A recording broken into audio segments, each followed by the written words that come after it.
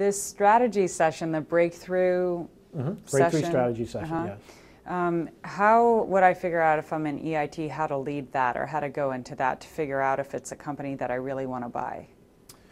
Okay, so that would be a little bit different. Really, here's the way that you figure it out, is you don't figure it out. What you do is you get consultants in that field, all right? Let's choose trucking, just for an example, right?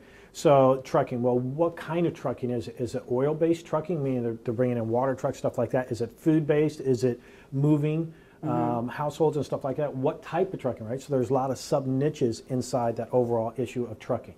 So I got to find somebody who already has a resume that knows how to do logistics, or how do you track a truck that goes from here to here, and what's the best route and stuff like that. So I can get resumes of people that do that and offer them a consulting job to come in for 2 days with me to help figure out how do I make this company grow. So these consultants can run that strategy session for you. They can ask all the probing questions because they already know, and you can bring the accountant to ask the probing financial questions and the lawyer to ask the probing legal questions. Correct. And the company pays for that strategy session. That is amazing. Kind of works out pretty well. They pay for the consultants to be there at the strategy session. Because you say, I'm going to bring my team, and my team collectively has 100 years of experience. Or that's exactly right. My team collectively has flipped $500 million of deals, or whatever. Whatever it is. I love this. Our team has worked on $1 billion in deals.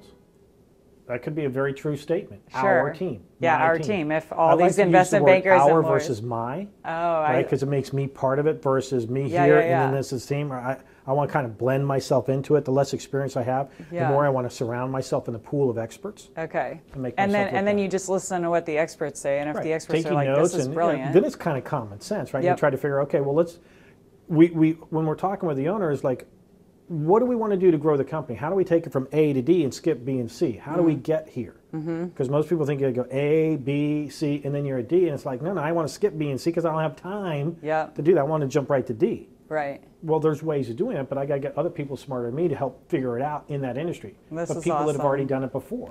Okay, so say we have this 2-day breakthrough strategy session with all my smart consultants, even though I don't know one thing about the industry, and they're all advising, this is a great, buy it. Then how do I negotiate? Like, how do I even know where to start with a negotiation? What do I do?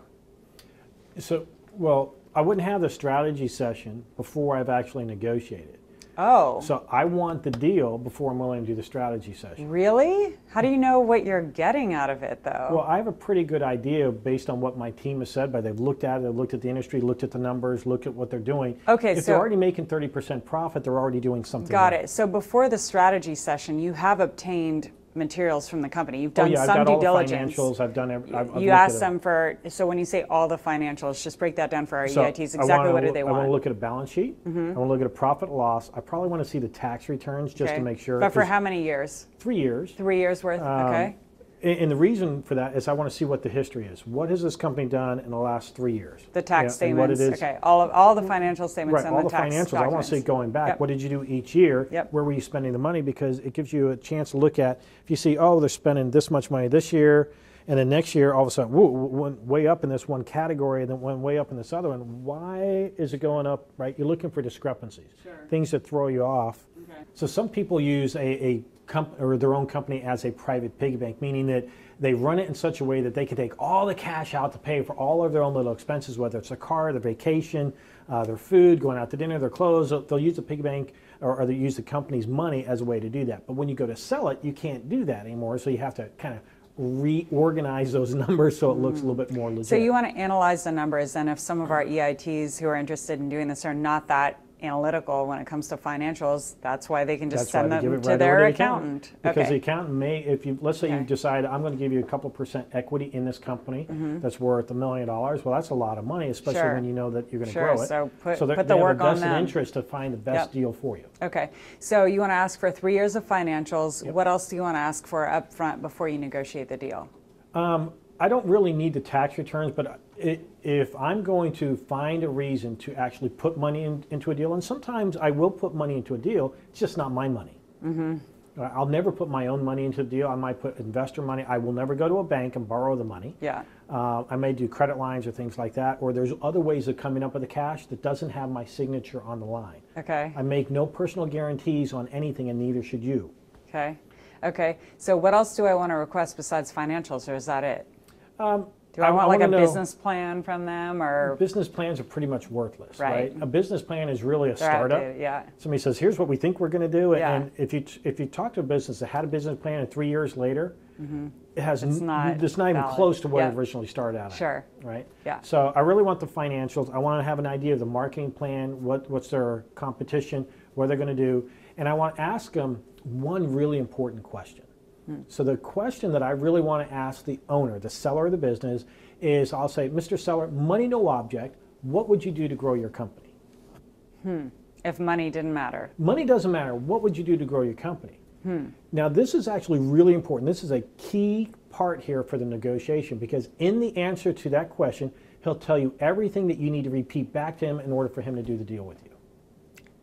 Say that one more time. He will repeat back to you everything that you need to know. For him to want to do the deal with you. Okay. To sell Explain you the company that. your way, or Yeah. to partner with you to do the deal.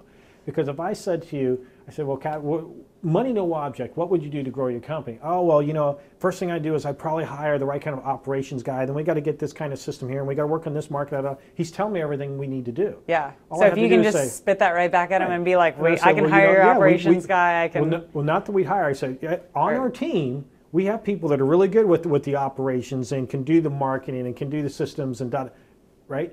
Because you have all that. You already based have on the your team. You put it together. Yeah. It magically solves the problem. And so he thinks, wow, you understand what my problem is. It's because he told you what the problem was. Yeah. Yeah. Right? So it's all about the question that we ask.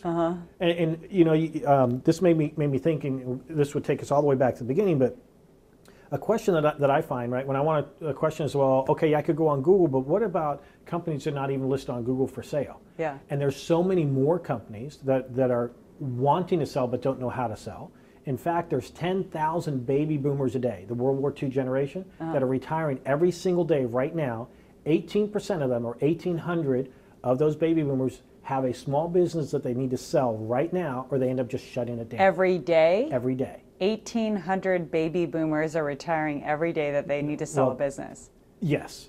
There's 10,000 Wow. baby boomers a day just Yeah. in America. Okay. 1,800 of those have a business, small business that they need to Okay. sell. So how do right I now. find these retiring baby boomers? It's really easy just talking to people. You'd be amazed who you run across. It doesn't matter where you live. A question that I ask everybody, right, when I find out that they're a business owner, when somebody says, well, you know, hey, Mike, what do you do? I say, well, I buy and grow and sell companies, and I'll typically triple the profits about 18 to 24 months. What's the next question? I'm like, if I'm an entrepreneur? Well, yeah. If you were somebody that might have had a business or something, what would you ask me after I said that to you? I don't know. I guess I would ask you if you wanted to buy my company, if I wanted to Or sell you say, it. well, or you might just say, well, how do you do that? Okay, yeah, right. That right. leads into a question, and I Yep. would talk about, well, we've done this for this company over here. I'll Our talk about all team- this. our team, yeah, has has done done all this, the, you know, da da da da da. And there's Yeah. lots of examples Our you team can has find. great expertise. Right. Yeah. But we can go into the story. Yeah. But what's important, right, and what I'm doing right now, and this is really important for you all to watch, is we're really kind of doing a mini negotiation right here. That's really what we're getting into. So in my conversation with you, I asked that important question of, you know, what would you do if money were no object? What, right? That tells what me would the key you do point if money were no object? The to grow your multi-million dollar company. question. That's the biggest question, right? That Okay. gives you Yep. all the answers that you need Okay. in order to buy the company Okay. and give the words What would you back do to you. grow your company if money were no object? Yeah, if money were no Yep. object, what would you do to grow your company? Okay. Yep. So if And you wanted to then be more specific, I would Right. say, Take notes as they talk.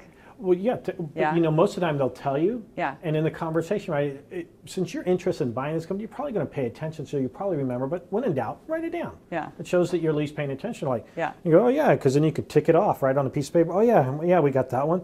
And just that process of check mark on a piece of paper, it's a psychological impact to the seller.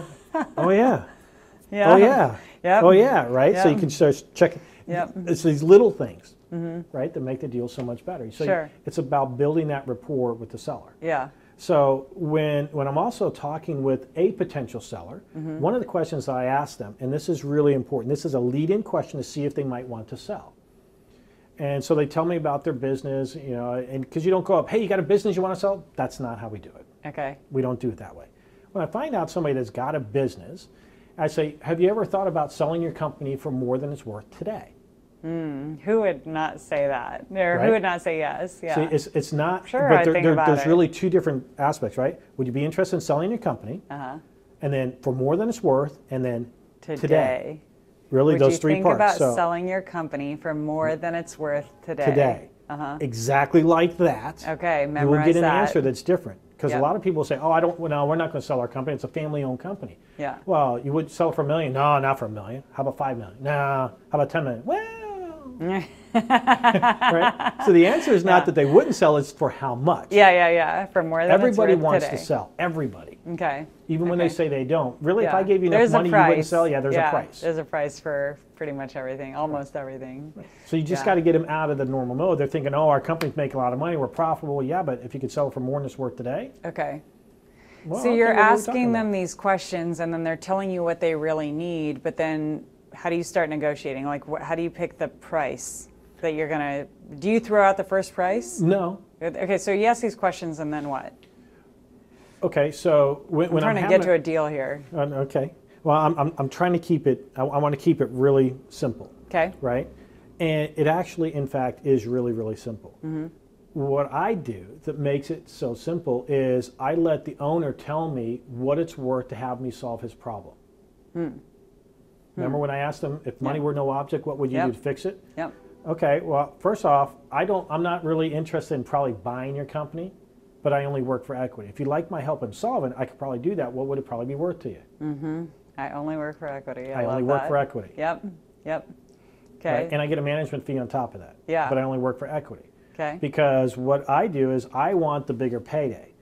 And so, do you all remember when I talked about the $1 million example, $300,000 in profit, and I said we buy it at 3 times at 300 today, we buy it for 900, but if we triple the value and we sell it because of the growth, we sell it for 5 times or $4.5 million. Yep. Well, when you walk a seller through that math just like that, Yep. a light bulb is like just goes off in the head like, holy whatever. Yeah. Right? They're like, Yeah. I didn't know that was there. It's like, yeah, but it's very simple things. And because you already told me, Mr. Seller, when I asked you, what would you do to fix your company or to grow your company if money were no object?